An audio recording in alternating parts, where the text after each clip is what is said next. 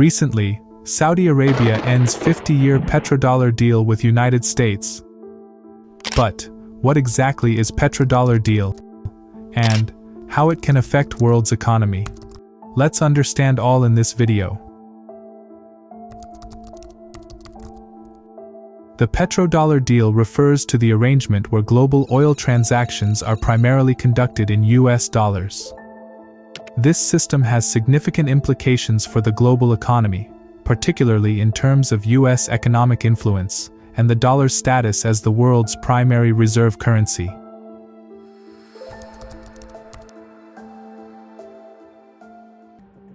Before the Bretton Woods Agreement in 1944, the majority of developed countries pegged their currencies to gold to stabilize currency exchanges. Under the gold standard, the value of a country's currency was directly linked to a specific amount of gold.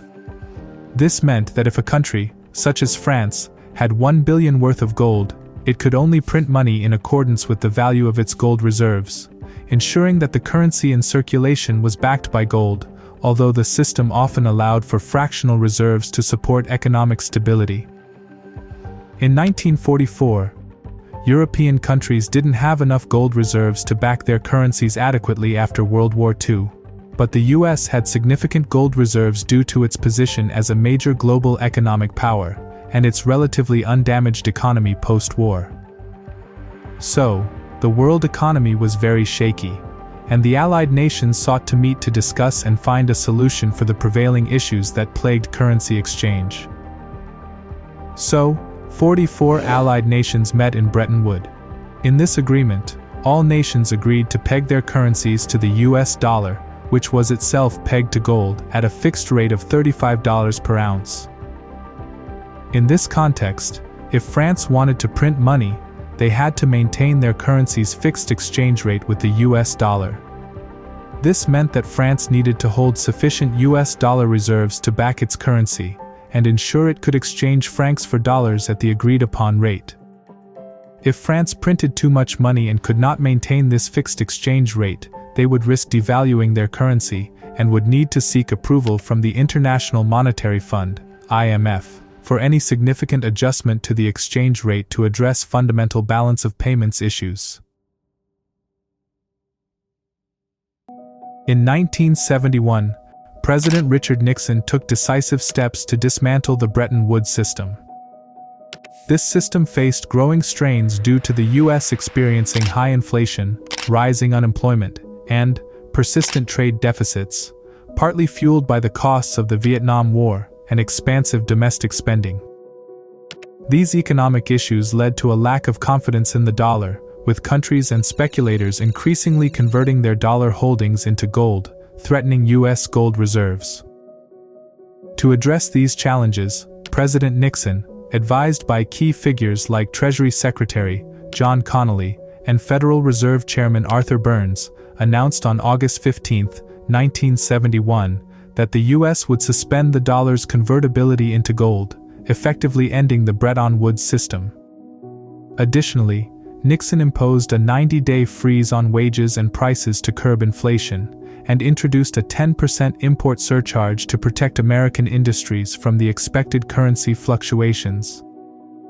This bold move aimed to stabilize the US economy, restore confidence in the dollar, and provide greater flexibility for domestic economic policies. Following the collapse of Bretton Woods and amidst the oil crisis, the US established the petrodollar system through strategic negotiations with Saudi Arabia. In 1974, U.S. Secretary of State Henry Kissinger and Treasury Secretary William Simons secured an agreement where Saudi Arabia would price its oil exclusively in U.S. dollars, compelling other nations to hold dollars for oil transactions. For example, if a country wanted to buy oil from Saudi Arabia, it had to pay in U.S. dollars. In return, Saudi Arabia agreed to invest a significant portion of its oil revenues in U.S. government securities, exemplified by their substantial purchases of U.S. Treasury bonds, and the U.S. provided military protection to the kingdom. This arrangement increased global demand for U.S. dollars, reinforced the dollar's status as the world's primary reserve currency, stabilized the U.S. economy by financing deficits, and bolstered American geopolitical influence in the Middle East. The deal expires after 50 years on June 9, 2024.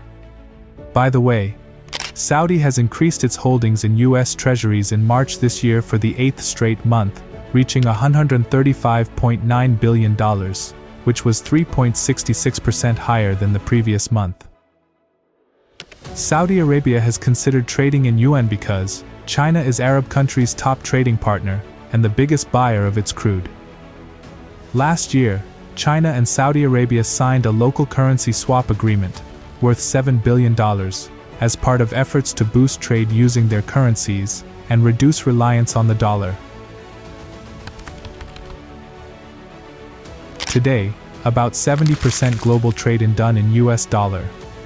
As of recent reports, around 80% of global oil trade is conducted in US dollars.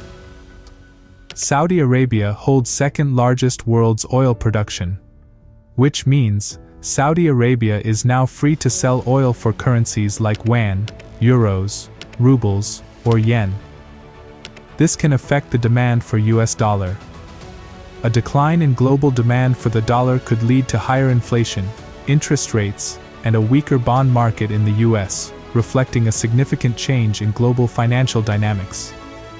Although the dollar remains the most dominant currency in the foreign exchange reserves of the world's central banks, its share in these reserves has decreased, which is pretty concerning for US